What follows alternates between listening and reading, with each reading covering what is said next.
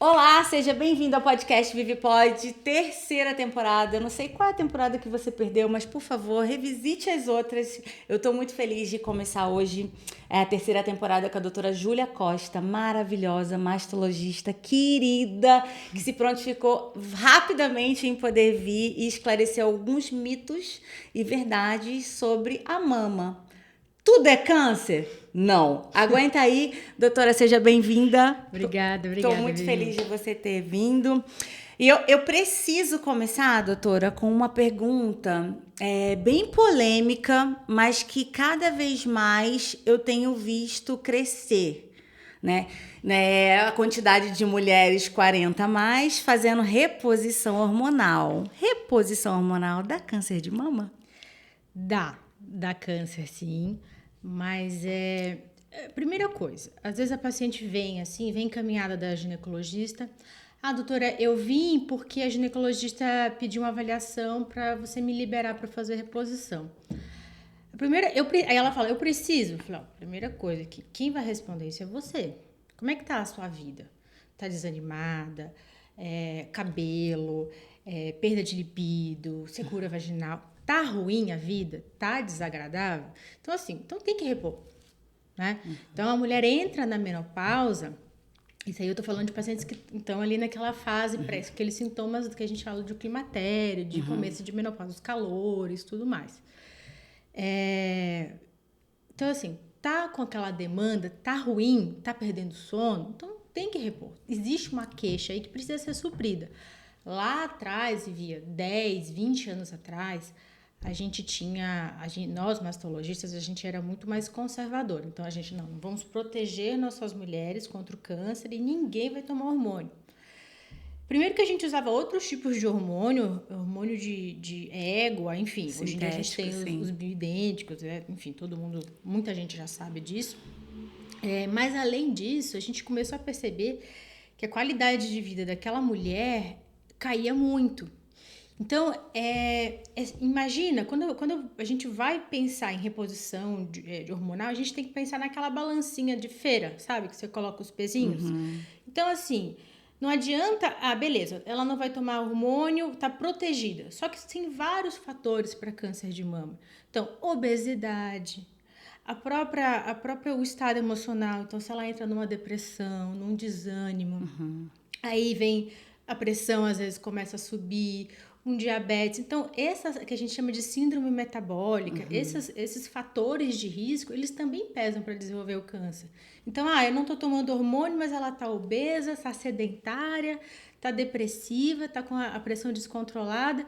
Então, a balança pesa do mesmo jeito, independente de ter hormônio ou não. Então, eu prefiro que ela esteja fazendo reposição hormonal, acompanhando de um médico, uma orientação, tudo certinho, só que aí tem o combinado, que é fazer atividade física, alimentação, cuidar da saúde. É um combinado, é uma troca, porque aí a gente consegue equilibrar os pezinhos da balança, entendeu? Sim. Você passa você passa esses hormônios para as pessoas ou não? Aí você só dá o aval para o ginecologista.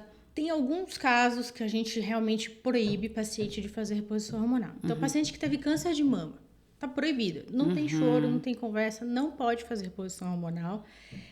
Até onde a gente sabe. Existem até algum outro estudo recente de questão de reposição hormonal de estrogênio vaginal e tal, que não tem tanto risco, mas isso é muito recente ainda. Mas, de forma geral, qualquer tipo de câncer que teve não pode fazer reposição hormonal. Então, essa paciente não tem muito o que falar. Fora isso, a gente pode negociar.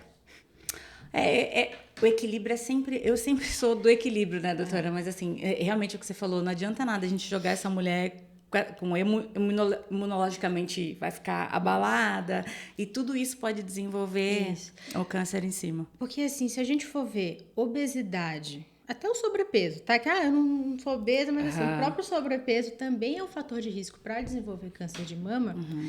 E assim, quando você junta com com a síndrome metabólica e tudo mais, equilibra o uso do... É tão arriscado usar hormônio quanto você está acima do peso, como você está sedentária. Sim. Então, de novo, é a tal do equilíbrio da balança, que Sim, às vezes é difícil a gente quer uma fórmula mágica, né? Sim, então a sua orientação é procure realmente se avaliar e ver se o seu corpo realmente tem os sinais de que precisa, né? Isso, passar, normalmente é ginecologista ou endócrino, nutrólogo que acaba fazendo essa parte, ver se realmente, às vezes o mastologista dá até uma segurança, eu costumo fazer bastante laudo, libera, o paciente está apta para fazer reposição e tal, mas às vezes ela tem que querer, porque às vezes a paciente, eu tô bem, eu não tô sentindo nada, eu preciso, eu falei, se você tá bem, então você já respondeu a pergunta.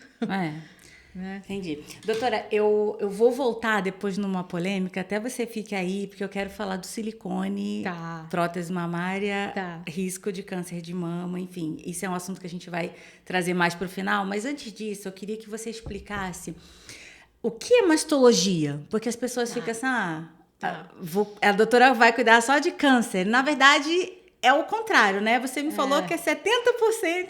Então, vamos lá, conta um pouquinho. Então, assim, a mastologia, ela trata todas as doenças da mama, independente se é em homem, se é em mulher, independente se é doença maligna ou doença benigna, que não tem nada a ver com câncer, tá? Então, qual a maior causa, né? Qual a maior queixa no consultório da mastologia? É a dor na mama. Então, por exemplo, a dor na mama é uma coisa super comum que a maioria das mulheres vão ter ao longo da vida. E a gente acaba no consultório, a gente vai investigando, a gente vai acompanhando.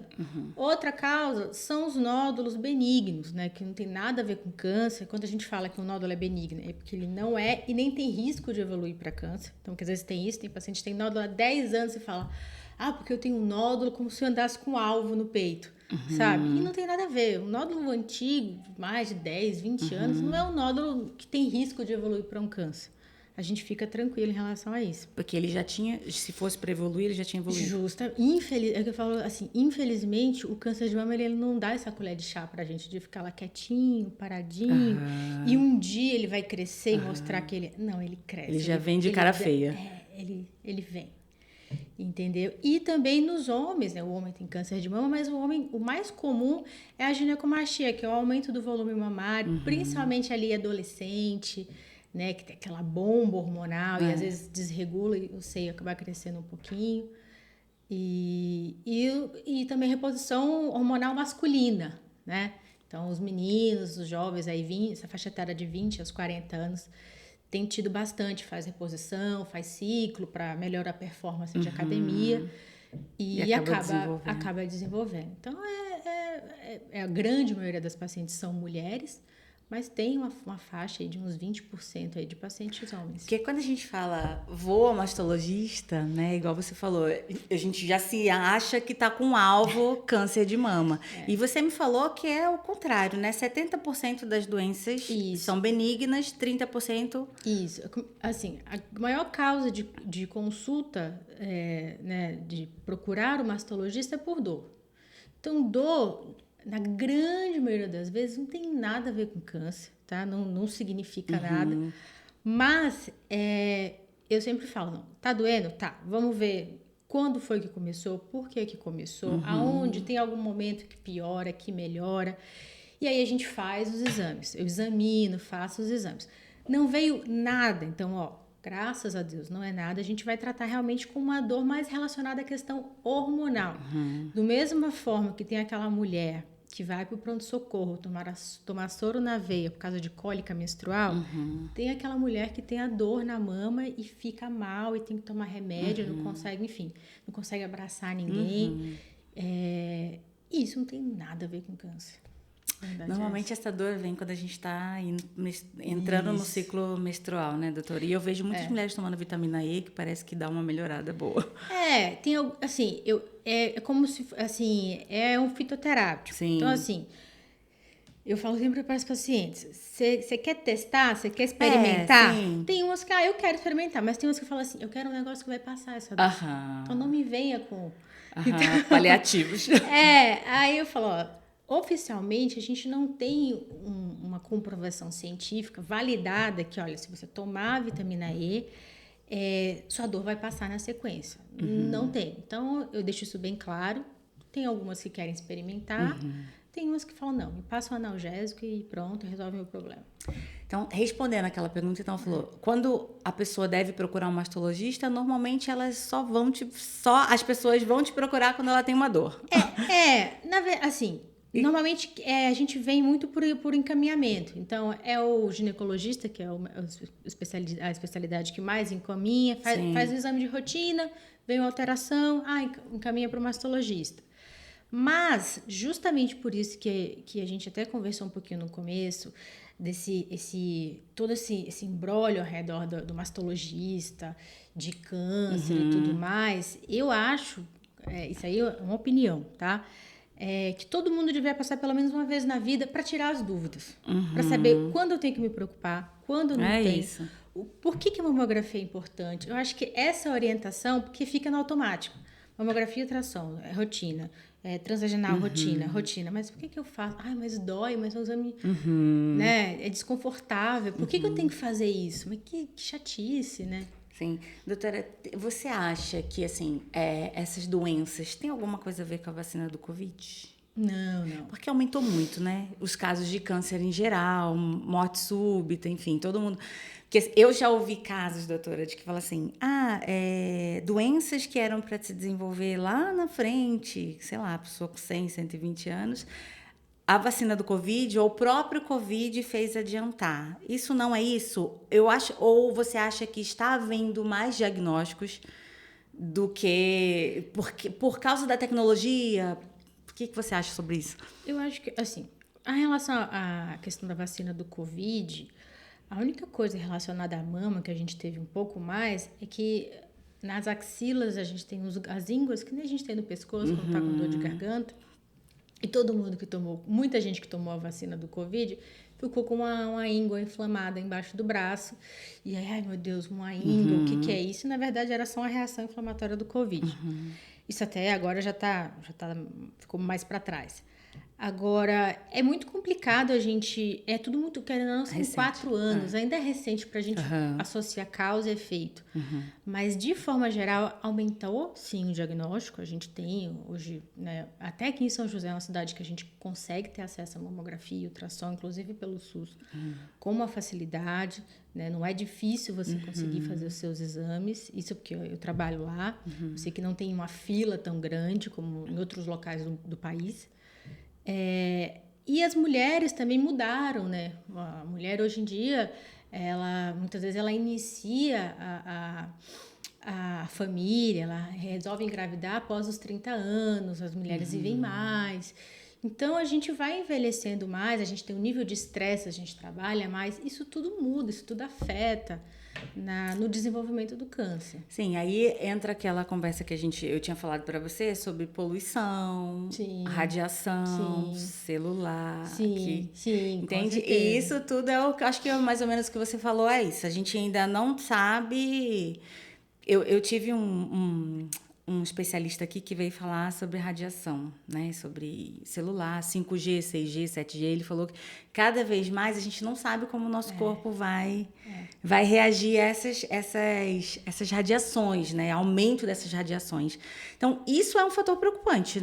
Sim, e até porque a gente é super dependente, né, do celular. Sim, não tem como não fica grudado no nosso corpo. Não tem como não dormir com o celular do lado, porque alguém pode ligar, enfim, pode ter uma questão que você precisa resolver.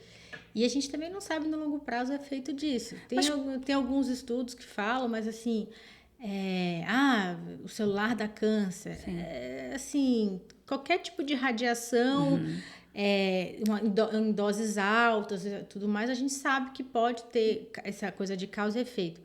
Mas também é muito vago você falar, celular dá câncer. Então, assim, eu até vi viajar muito de avião, enfim. Aí se você a gente começa for entrar. Aí acabou. Entendeu? Mas eu acho que, por outro lado, a medicina também vai avançando, né, doutora? Com certeza. Eu acho que assim, é um contraponto, né? Acho que vai funcionando, vai caminhando junto as duas coisas. Isso que é legal. Às vezes eu falo para as pacientes, olha, se eu tivesse feito esse diagnóstico com pacientes de câncer, né? Talvez há 5 anos atrás, quando se tivesse sido diagnosticada, a gente teria outras medicações, não teria essas medicações que a gente tem hoje. Então, tá sempre melhorando, graças a Deus. E a gente vê a quantidade de mulheres que precisam tirar a mama porque já está no estágio avançado.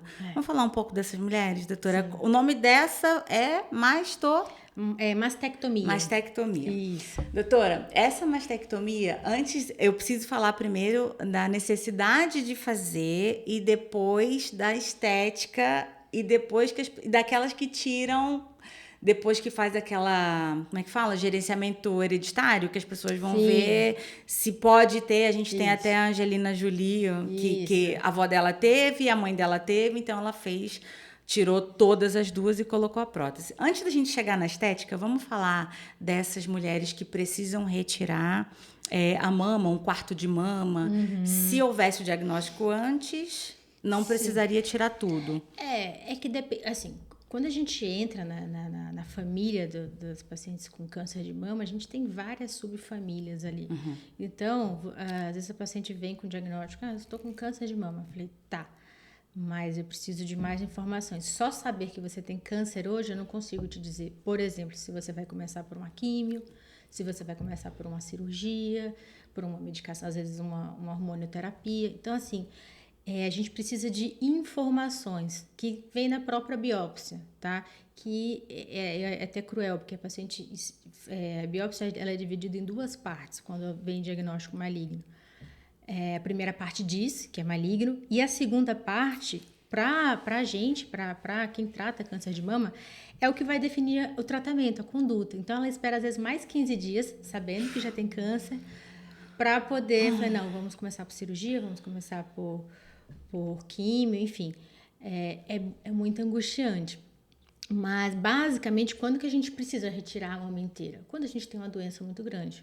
Tá? Quando a gente tem uma doença pequena, ou que a gente consegue, a paciente tem um seio grande, uma mama volumosa, que a gente consegue tirar o que a gente precisa e não fica deformada, a gente consegue fazer a montagem, mamoplastia, ou a oncoplastia, né, enfim, a gente consegue deixar tudo mais ou menos parecido como era antes, às vezes até um pouquinho melhor, dependendo do ponto de vista, que dá uma levantada, elas gostam bastante. Mas aí só de um lado, né, doutora? Não, assim, depende do tamanho do quanto eu preciso tirar. Se eu preciso tirar uma laranja, o outro lado vai ficar, obviamente, maior. Então, a gente mexe no outro lado. Ah, que legal. Mas se eu vou tirar uma pitaia, uma uva passa, muitas vezes não faz diferença de um lado para o outro.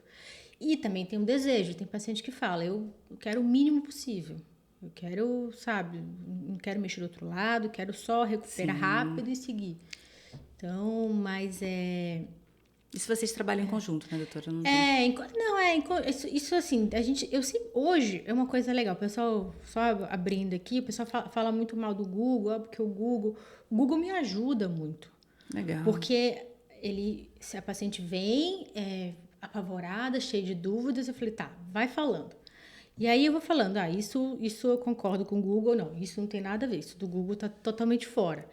Então, as dúvidas vão aparecendo e... até esqueci. Desculpa. Não, a gente estava falando das dúvidas das mulheres que vai no Google pesquisar para poder chegar e ele te ajuda. E a gente vai fazendo um check. Se eu tirar... E aí eu preciso tirar a mama inteira, eu preciso tirar uma parte. Então, dependendo do tamanho do tumor, muitas vezes a gente consegue fazer essa preservação da mama, que na minha opinião... fica mais natural, fica mais imperceptível tudo que ela passou. Porque, assim, você faz o diagnóstico de câncer de mama, é uma bordoada que você recebe. Então, só que também é um tratamento, às vezes ainda tem que fazer químio. Eu falo, todo esse outro tratamento tem data para começar e para terminar. Tá, ele não vai tomar toda a sua vida, mas ele vai ficar em um trecho da sua vida, como você teve o seu casamento, você teve os seus filhos, e são etapas, e depois a sua vida vai continuar depois disso. Então, a mastectomia, isso é muito relativo, aí é como cada um entende, mas a mastectomia, a meu ver, ela deixa mais marcado. a paciente. Então, quanto menos conseguir tirar, seria melhor. A quimioterapia tem esse papel. A gente consegue reduzir o tumor bastante e, às vezes, fazer uma cirurgia, assim, quase imperceptível. Legal. Deixa eu só abrir um parênteses para você que está em casa. A doutora tá grávida, viu, gente? Quem é a mulher que já ficou grávida sabe como a gente tem às vezes esquece. Nossa, eu sei mesmo o que é isso. Eu fiquei bem desse jeito. Doutora, fechando parênteses, voltando para aquela cirurgia que as mulheres hoje têm feito preventivamente. Vou tirar o peito e vou colocar o silicone. Eu conheço uma mulher que fez, e tem o caso, como eu falei, da Angelina Jolie, e tem muitas mulheres fazendo essas... Existe um exame específico, né? Existe. Que fala que se você vai desenvolver. Isso. Assim, existe o teste genético, né? Um painel genético, que na verdade não é um gene só, são vários genes. Tem alguns mais relacionados à mama, outros moderadamente, outros de uma forma menor, assim, menor escala. O que faz esse exame? Para quem que faz? Quem que deve fazer esse teste genético? Não é para todo mundo. É isso que eu ia falar, senão a gente vai sair daqui todo mundo correndo para fazer. Não é para todo mundo. É basicamente toda mulher que tem câncer de mama, né, com menos de 65 anos, tem indicação de fazer o teste genético. Até ano passado, se não me engano, ano passado retrasado, era abaixo dos 50. Tá? E um subtipo específico de câncer de mama, que é o triplo negativo, que ele é um perfil um pouquinho mais... triplo negativo um pouquinho mais agressivo, a gente te dava um desconto abaixo dos 60. Mas, basicamente, até ano passado, retrasado, todas as mulheres com menos de 50 anos tinham que fazer teste genético. Tá? Então, já fazia até parte da consulta com o mastologista, já encaminhava para o especialista, que é o geneticista, né? O oncogeneticista ou a oncogeneticista. E aí essa parte tocava a bola para eles. Então, história pessoal de câncer de mama, atualmente com menos de 65 anos. Um histórico familiar importante. O que é o histórico familiar muito importante? Às vezes a paciente vem, eu vim passar com você porque a minha bisavó teve câncer de mama com 80 anos. Eu falei, olha, fique tranquila. Não vai te alcançar. Por isso, o seu risco é igual à população geral. Sim. Você não tem um risco aumentado por isso. Normalmente, quem que a gente fica mais preocupado? Parente de primeiro grau. Quem que é parente de primeiro grau? Mãe, irmã e filha. A avó não é parente de primeiro grau. A avó é segundo grau.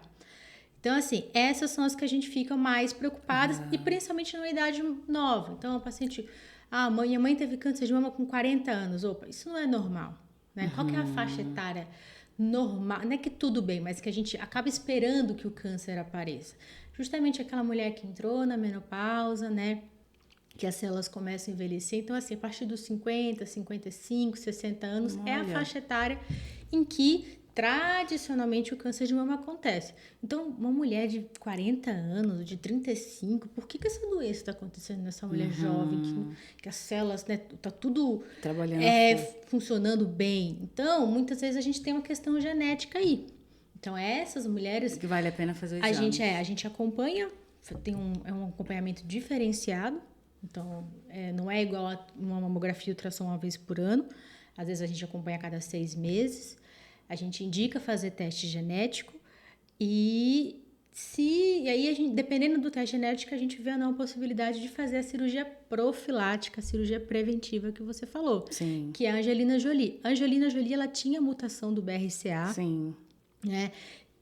Aumenta tanto o risco de câncer de mama quanto de ovário. Então, ela tirou as mamas e depois ela tirou os ovários por conta disso, né? Se for ver, é um risco de até 80%. Bastante alto. Ao longo da vida, devia desenvolver um câncer. Então, assim... Eu faria. Com certeza. Sim. Com certeza. E, então, é um risco que não dá para correr, que não vale a pena correr. Sim. Mas, assim, tirar a mama por... eu tenho medo de ter câncer, quero tirar. Eu, Júlia, não tiro. Porque você está tirando um órgão que está ali bonitinho, você não tem fator de risco, sua mama está direitinha. Por que você vai amputar um órgão que está ali funcionando por um medo de uma coisa que talvez nem aconteça? Né? Doutora, você tem uma noção, para me falar de números, assim, da quantidade de pessoas que têm nódulos e aquilo não se desenvolve e fica ali? Ou é porque você tinha me falado, 70%, né? Você me falou, 70% que vem no meu consultório é benigno. Isso. E 30% maligno. Ok. Essas mulheres que vão lá, elas já chegam com o alvo achando que é câncer de mama. Eu fui uma vez, eu falei pra você, eu tinha feito uma e a médica falou assim, você tem uma mama mais densa do que a outra. Aí, minha filha, eu fui pro Google, fiquei caçando mama densa, e é um lado mais denso do que o outro. Parece que é mais difícil, não é que é mais fácil de ter câncer naquela mama, é que é mais difícil de achar, isso? Isso, é isso mesmo. Eu pesquisei tudo. O que é mama densa? Às vezes a paciente vem jovem, como você, tem mama densa. Eu falei, que bom, justo, porque... A mama densa é a proporção de... A mama ela é composta da pele, areola, tecido gorduroso e a glândula mamária que produz e entrega o leite para o bebê. Na mulher jovem, ela tem muito mais glândula do que gordura. À medida que ela vai envelhecendo, principalmente quando ela entra na menopausa, os hormônios caem, essa ausência de hormônio vai fazendo com que esse tecido glandular, esse tecido mamário, vai se transformando em gordura. Então, assim, se você falasse uma senhora de 80 anos, eu tenho mama densa, isso é estranho. Isso é fora do comum. Agora, a mulher jovem, ok, tudo bem ter mama densa. Agora dá mais trabalho para fazer ultrassom, para avaliar a mamografia. Nossa, eu lembro, eu fui fazer ano passado, né? Eu fiz 42 agora, ano passado eu fui fazer a primeira vez a mamografia. Gente, mas assim, ela fez de um lado e deu uma prensada. Mas do outro, ela buscou outra câmera, virou de um lado, virou do outro, prensou. Falei, Jesus. Assim, né? Eu não tenho essas dores mamárias que muitas mulheres têm. Mas se eu tivesse, por isso que eu vejo muitas mulheres reclamando. Doutora, se acharem um nódulo, vamos entender um pouco do BIRADS, que todo mundo vem, deu BIRADS, mas ninguém exatamente sabe ao certo o que é BIRADS, e eu sei que existem estágios e níveis. Fala um pouquinho disso para, assim, de uma certa forma, tranquilizar as mulheres, e aquelas também que estão muito tranquilinhas. Porque tem essas, né? Fala um pouquinho. Claro. Então, assim, o BIRADS, ou BIRADS, ou BIRADS, cada um chama como quiser, tá? É uma classificação que é exclusiva para exames de imagens da mama, tá? Então, no mundo todo, no mundo inteiro, a gente usa essa classificação do BIRADS. Ela vai do 1, que é o exame normal, então sem alteração nenhuma, até o 6, que já é um câncer diagnosticado por uma biópsia. Então, depois do 1, a gente vai ter o 2, que são achados benignos. O que é um achado benigno? Que a maioria das mulheres que faz mamografia vem esse achado benigno, vem o BIRADS 2. Para a gente falar que algo é benigno, é que ele não é e nem tem risco de evoluir para um câncer. Ou seja, é como se fosse uma pintinha. Você imagina que você tem uma pintinha no rosto, essa pintinha você deve ter alguma... já vi uma ali. Isso não é um câncer. Mas também não é normal, certo? O normal é não ter nada. Não sabia. Né? É comum, extremamente comum. Então, tudo que a gente fala que é benigno é como se fosse uma pintinha. Não vai para lugar, não vai evoluir para câncer, aquilo ali. Tá? Mas também não é normal. O normal é o 1. Quando você bate o olho, não tem nada. Pele limpinha. Justamente. Então, até o BIRADS 2... A orientação é igual, o 1 e o 2 é igual. Repetir o exame em um ano. Anualmente. No BIRADS 3, a gente tem alterações provavelmente benignas. Então, assim, o que é essa alteração provavelmente benigna? Aí a gente vai entrar muito nos detalhes do BIRADS, eu não vou me aprofundar muito nisso. Mas é um nódulo, muitas vezes, ou é uma alteração que tem características, tem tudo bonitinho, mas por algum motivo a gente não pode dizer de cara que ela é do bem, que ela é benigna, tá? Existe algo que deixa a gente, às vezes, na dúvida de falar que ela é 100% benigna, tá? Tanto que, na classificação do BIRADS, a gente tem os riscos, né? A partir da nota, a gente tem um risco dessa alteração ser ou não câncer. Quando a gente tem o BIRADS 3, né? Que é o achado provavelmente benigno, a gente tem um risco menor que 2% dessa alteração, desse nódulo que apareceu ser um câncer. Então, é um risco muito baixinho. Tão baixinho que a gente pode até optar. Ou a gente faz uma biópsia, ou a gente acompanha em 6 meses. A maioria das vezes eu acompanho 6 meses. Porque biópsia eu acho que é uma coisa mais invasiva, é doloroso e às vezes... E a gente, assim, tem 98% de chance de não ser nada. Então, depende muito do perfil, depende do nódulo, aí a gente vai nos pormenores. Depois do 3, a gente tem o 4, que eu brinco que é a pedra no sapato do mastologista. Porque até o 3 a gente consegue tranquilizar a paciente. 98%, tudo beleza. No 4, a gente tem aí uma janela, mais ou menos, de 3 até 94% de risco de câncer. Nossa, mas que janelão! É um janelão, tanto que a gente divide em A, B e C. Uhum. Tá? E o A vai de 3 a 10, o B vai de 11 a 50 e poucos, e o C de 50 e poucos a 94, que eu falei. Não tem a ver com tamanho, né, doutora? Não. Tem a ver com a característica... Tamanho não é documento quando a gente vai avaliar a lesão. Às vezes a gente tem uma lesão grandona. Eu tenho pacientes que têm nódulos benignos, nódulos de 4 centímetros, falam, não quero tirar, não me incomoda. Tá lá com o nódulo. Não mexo. Se eu consigo ver que não tem, se eu consigo afastar a possibilidade daquilo ali ser um câncer, por que eu vou me preocupar? A mesma coisa a pinta lá da Sabrina Sato. Por que ela vai tirar se tá assim, teoricamente ela até tinha que tirar. Mas se ela não incomoda, se ela não quer tirar e tá tudo bem, por que vai mexer, né? E aí o BIRADS 4 é normalmente a indicação de biópsia, aí não tem conversa, não tem, vamos acompanhar. Não, a gente tem que coletar uma amostra desse nódulo para afastar a possibilidade de ser alguma coisa. Então o BIRADS 4 não é diagnóstico, não é sentença. Eu tenho BIRADS 4, logo eu tenho câncer. Não, algo que foge do padrão e eu preciso investigar melhor. O 5... E por que eu falo que o BIRADS 4 é a pedra no sapato? Porque até o 3 eu consigo tranquilizar a paciente. O BIRADS 5 a gente já tem mais de 95% de chance de malignidade. Nossa. Então eu praticamente já tenho ali um diagnóstico, só não tenho a amostra, só não tenho a coleta da biópsia, tá? Então aí a gente já indica a coleta da biópsia, às vezes faz um ou outro exame que a gente já consegue adiantar ali para futuramente até programar a cirurgia e tudo mais. E o 6 a gente já tem o diagnóstico. Então o 4 é o que você falou, é um janelão. Então é onde a maioria das pacientes vem encaminhada e é onde está o desespero. Porque, de certa forma, eu não consigo... A gente realmente não sabe. Eu gosto de desenhar, eu desenho interrogação. Eu realmente não sei. É algo que foge do padrão, que a gente precisa avaliar, mas certeza a gente não tem. E essa angústia é muito difícil. Né? Mas todo mundo que fez biópsia sabe que esse tempo, essas 2 semanas aí que espera é angustiante, né? Mais até mesmo do que talvez o resultado, porque aí geralmente vem o resultado, a pessoa, vamos embora. Mas essa janela da espera de 15 dias é difícil. Doutora, a gente já entendeu um pouco do BIRADS, mas voltando para do caso de deixar as mulheres mais tranquilas. Eu tenho um nódulo, é câncer? Não, e que é mais comum que não seja câncer. Isso. E que a maioria das mulheres tem, ou não? Então assim, como que a gente consegue dizer que o nódulo não é câncer? Então tem duas formas da gente fazer isso. Ou a gente acompanha, ou a gente tem um acompanhamento desse nódulo. Então, um nódulo maligno, ele não fica lá quietinho, paradinho ao longo dos anos. Sim. E um dia ele mostra quem ele é, ele cresce. Às vezes, eu tenho um nódulo há 10 anos, ele virou maligno. Não, provavelmente surgiu um novo nódulo.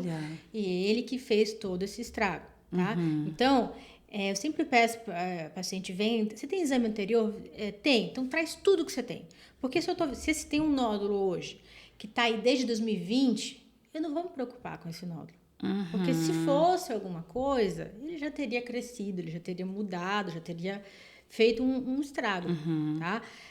A outra forma é a gente colher uma amostra de biópsia e vem benigno, vem ausência de malignidade, a gente também esquece. Acabou aquele, né? Eu falo, não olha para trás. Sim. Sua rotina, inclusive os exames, é de qualquer outra mulher. O risco de desenvolver um câncer, alguma coisa, é igual a qualquer outra mulher, tá? Então, assim, tudo bem ter nódulos benignos e você não aumenta o seu risco, você não vira um alvo, né, por causa disso. Joia. Doutora, eu preciso trazer uma outra polêmica, que eu acho bem polêmica, que todo mundo agora tinha uma época de 10, 15, 20 anos atrás, 15 anos, toda mulher queria botar peito, silicone, prótese mamária, queria arrumar a situação, já deixar todo mundo com igual, né? Ficava todo mundo... E tem acontecido muito explante agora. Sim. Eu tenho acompanhado e visto aquelas mulheres que fazendo o explante da prótese. O silicone, a prótese mamária, causa câncer de mama? Isso é muito recente, está falando de menos de 10 anos atrás. Existe, sim, um câncer relacionado ao silicone, que é um linfoma, chamado linfoma anaplásico de células grandes, tá? Mas ele é muito, muito raro. Ele é tão raro que não existe uma estatística segura para ele. Tem gente que fala 1 para 100 mil, Nossa. 1 para 80 mil, 1 para 10 mil. Então, assim, eu tinha um colega, que é cirurgião plástico, ele falava assim: é mais fácil você sair de São Paulo, você sair para trabalhar em São Paulo e não voltar para casa do que você ter prótese e desenvolver esse tipo de linfoma. Então, assim, por esse linfoma, eu não aconselho ninguém a não pôr prótese pelo risco de desenvolver, porque é muito raro, é uma coisa muito específica. E o tratamento também costuma ser muito tranquilo, é a retirada da prótese com a cápsula, que é a membrana, né, que reveste ali, que nosso corpo, a resposta do nosso corpo à presença da prótese, e na maioria das vezes já está tratada, tá? E aí, assim, é muito, muito raro. Agora, quando a gente fala do explante, a gente entra numa outra seara aí, porque existe a doença do silicone, né, que muita gente tem falado, vários profissionais e tudo mais.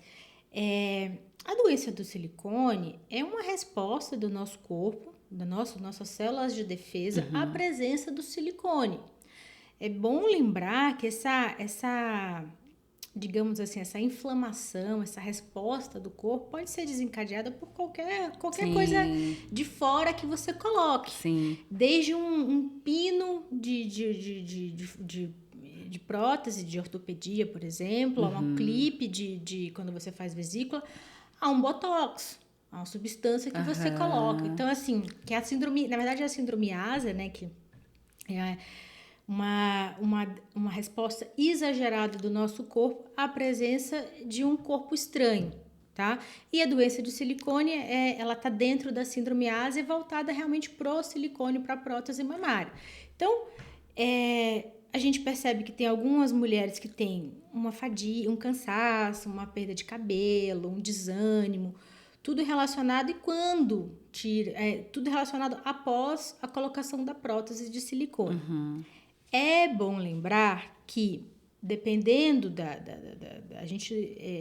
dependendo de como fica essa doença, a retirada do implante não vai, às vezes não melhora 100% os sintomas, porque é uma relação de imunidade. Então, se a imunidade já foi atacada, muitas vezes a imunidade não para só quando tira o fator estressante. Então, assim, faz sentido. Como você falou, teve a moda do silicone, agora está a moda do explante. Eu tenho um paciente do consultório que colocou a prótese na moda, tirou a prótese e agora quer colocar de novo porque sentiu falta. Então, a gente tem que ter muita consciência. Eu quero pôr prótese? Quero pôr prótese porque eu tenho essa e essa necessidade. Ok. Não, eu quero tirar. Você quer tirar, mas assim, pode ser que os seus sintomas, que tudo isso que você sinta, esse desânimo, esse cansaço, não se resolva após a retirada da prótese. Que já ativou. E a sua mama ainda vai ficar diferente. Talvez você sinta falta do volume que você tinha antes. Então, é o bom senso. Doutora, é difícil, né? É o bom senso. É difícil. Eu sou muito assim, eu tento agir com muita calma. Vamos supor, as pessoas falam assim, surgiu um novo tratamento de, sei lá, botox, ácido hialurônico. A gente não sabe isso, como que o corpo vai responder. Por isso que tem gente que colocou fio de sustentação, inflamou tudo, teve que tirar, porque cada um tem uma resposta, né? O corpo, cada um responde de uma forma. Mas a grande maioria dessas substâncias, de tudo que a gente usa assim, na área médica, tudo que a gente coloca dentro do organismo, são substâncias testadas, aprovadas, seguras. Claro, vai ter um percentual ali menor de 5%, assim, que pode ter reação, vai. Mas no geral, a grande maioria vai muito bem, né? Às vezes nem sabe. Eu tenho um pino, é verdade, eu tenho um pino aqui de não sei o quê, enfim. Mas assim, por exemplo, a pessoa tem lúpus, a pessoa tem uma doença autoimune, algum tipo de uma artrite reumatoide, alguma coisa assim. Essa paciente, por ela já ter um sistema imune mais sensível, talvez ela tenha mais chance. Melhor evitar, sim. Entendi. Doutora, eu preciso trazer algumas coisas que você vai me falar se é mito, se é verdade. Eu fiz umas anotações, eu já ouvi algumas mulheres falando sobre isso. Tenho mama pequena. Eu tenho menor chance de desenvolver câncer de mama? Não, é mito. A chance é 1 a cada 9 mulheres, independente da mama, do tamanho, do volume. A composição mais densa, ela tem um pouquinho mais de risco, mas quando lembra que eu falei mais cedo, mais que a paciente acima dos 60 anos com mama densa, sim, a gente olha... vai avaliar de forma diferente. Justamente, mas Tá. é mito. Câncer de mama sempre dói? Não, antes do esse, porque chamava a atenção das pacientes. A grande maioria não sente nada, às vezes bate a mama e aí sente o nódulo, entendeu? Depois de um machucado, parece que tem algum... O que é isso aqui? Mas de forma geral ele não dói. Outra pergunta. Para detectar o câncer de mama, eu mesmo fazendo como fala? Autoexame. Autoexame. Tá ok? Isso é muito polêmico, porque tá ok depende de quem. Se você já é ansiosa, se você já é preocupada, aí você fala, não, você tá com um problema em casa, você vai tomar banho e fala, não, agora eu vou olhar minhas mamas. Aí você acha alguma coisa, a mama por si só, ela não é uma estrutura lisa, redondinha, ela é toda irregular. A glândula mamária, ela é toda irregular. Então, às vezes você palpa a glândula e você acha que aquilo ali é um nódulo e você se desespera. Por outro lado, o Outubro Rosa, tudo isso é voltado mais para o autoconhecimento, para você conhecer o seu corpo. Então, o que eu sempre falo para as pacientes? Você fez o exame hoje, a mamografia está aqui, eu te examinei, seu ultrassom está aqui, tá tudo belezinha. Hoje, que eu tô te falando que tá tudo certinho, você vai no seu banho, você vai na cama, sentado, em pé, como você preferir, e você vai se conhecer. Sim. Porque no dia que você sentir, isso aqui eu não tinha. Boa. Isso é a grande sacada do autoexame. Legal. Agora, não, eu aprendi ali, me ensinaram a fazer autoexame, eu vou fazer. Você vai ficar louca em casa. Sim. Porque tudo vai achar. Eu fui uma vez, assim, eu tinha acabado de dar... Eu dei bastante tempo mamar, né? Para meus filhos, 2 anos pro primeiro e 2 anos pro segundo. Então, uma vez eu tava apalpando, eu falei, nossa, que negócio é esse esquisito? Aí eu, desesperada, já fui marcar. Aí a médica fazendo ultrassom. Mãe, você deu muito mamar, né? Porque tá tudo calibrosa aqui, né? Porque fica... É como se fosse cicatrizes, né? O canalzinho do leite, às vezes fica mais alargado. Mais grossinho. Doutora, eu preciso fazer um mito ou uma verdade muito importante, porque o silicone, o desodorante antitranspirante. Não, é mito. É mito? É mito, Não tem nada que não tem nada comprovado. Aerosol, com ou sem alumínio, pode usar tranquilo, não tem problema nenhum. A gente falou um pouco da mamografia, né, da radiação. Ela pode causar câncer ou algum outro tipo de câncer? Ou o risco vale a pena? O risco-benefício da mamografia, nossa, isso, assim, o risco-benefício da mamografia, assim, vale a pena fazer mamografia, é 1 vez por ano. Pra você ter noção, ontem a gente estava fazendo um procedimento para fazer uma cirurgia que a gente precisa marcar a lesão pela mamografia. Eu tô grávida e eu estava lá na sala. Meu Deus. Porque, claro, não recomendo isso, mas assim, a radiação da mamografia é uma radiação pequena, eu estava protegida, mas o benefício da gente fazer um diagnóstico precoce, pegar uma lesão de menor de 1 centímetro. Por que a gente fala tanto de mamografia?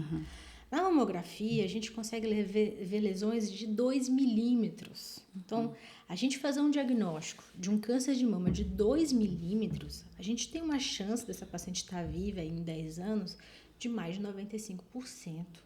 Isso não tem preço. Tá? Se você for esperar palpar, sentir um caroço, em média, ele tem que ter pelo menos 1 centímetro. Já é grande, né? Ainda é inicial. Mas, assim, o ultrassom, muitas vezes, não vê alterações bem discretas, bem sutis, que na mamografia a gente vê. Então, assim, se a gente quer fazer diagnóstico precoce, a gente quer ter sucesso nos tratamentos de câncer de mama, tem que ter mamografia, que nem aquela propaganda, não inventaram nada melhor, sabe? É isso aí, mamografia, assim, o risco-benefício vale muito, a radiação é muito pequena e é muito rapidinho. Tá?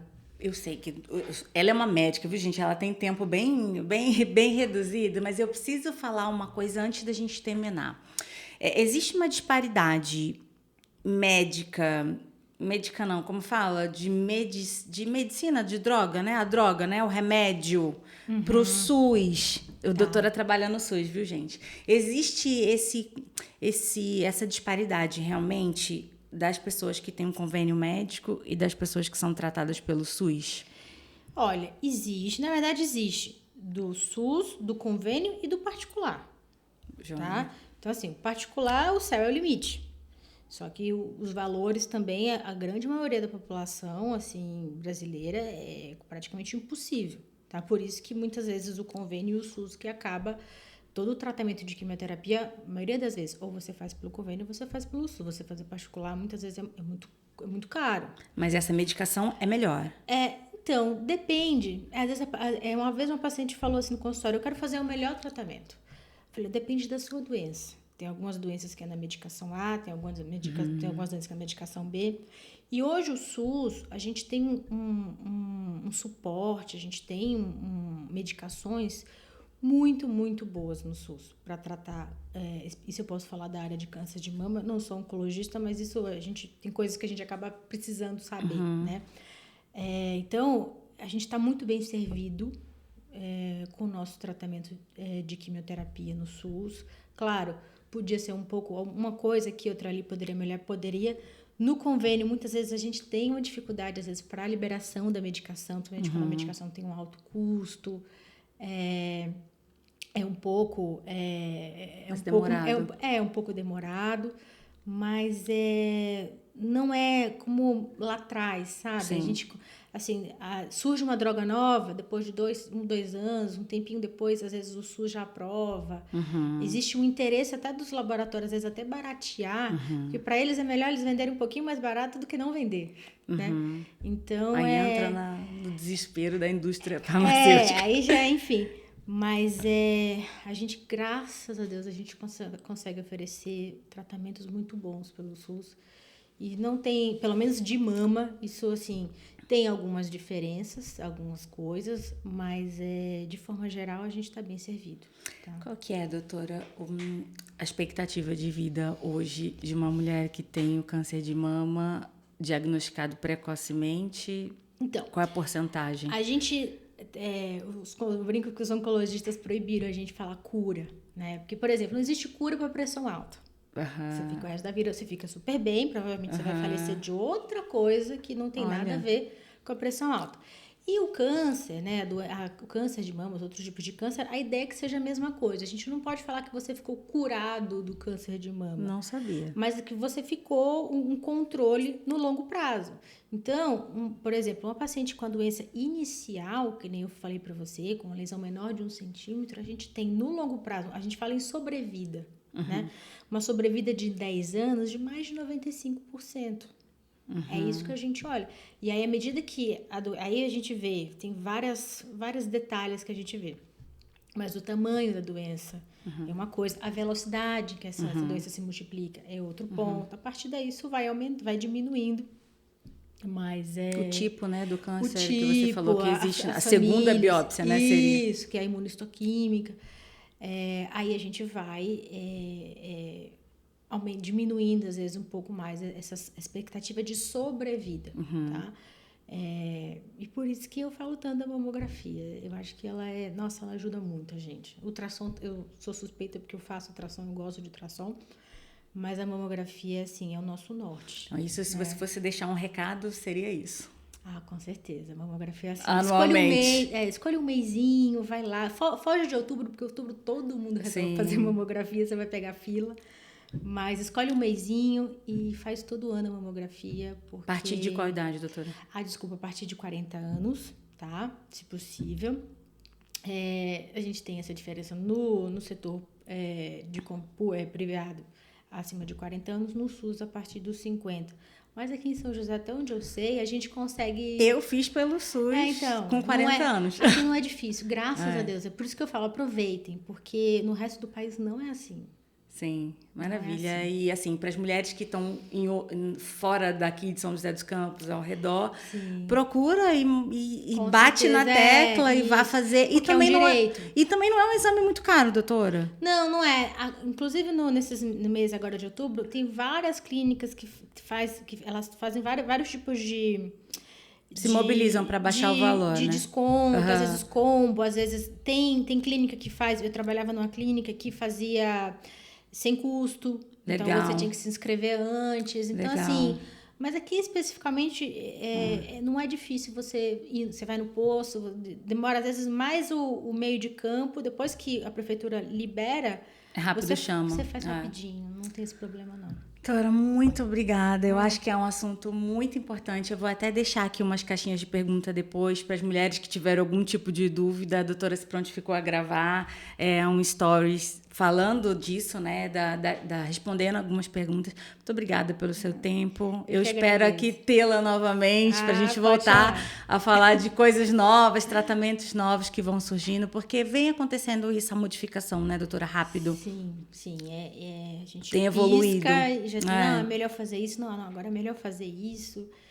E isso é muito bom, isso é que deixa a gente mais estimulado, né? Foi o que a gente falou, às vezes vai aumentando realmente celular, radiação disso, daquilo, mas a medicina também vai evoluindo, né? Sim, com certeza. A gente corre para tentar se manter atualizado. Então, volta e meia tem reunião. Mas eu queria agradecer, Vivi, o convite, adorei conhecer você e estou à disposição. Precisando aí, depois se tiver alguma dúvida, a gente responde. Gente, beijo, obrigada. Fiquem aí, conheçam outros episódios, mas esse episódio eu tenho certeza que se você não é mulher, você vai enviar para uma mulher, amiga sua. Se você é homem, sua esposa, sua mãe, sua filha, por favor, encaminhe essa informação que é muito importante. Eu, de verdade, eu tenho um pavorzinho da mamografia, mas a partir de hoje eu comprometo a todo ano ir fazer a famosa mamografia. Tem analgésicozinho. Não é nem pela dor, mas eu fico mais preocupada com a radiação. Mas assim, vendo você grávida dentro do negócio, fazendo, eu falei, gente, não é possível. Muito doida. Foi meio... Mas eu tava protegidinha. Gente, beijo. Fiquem aí, até a próxima. Tchau, tchau.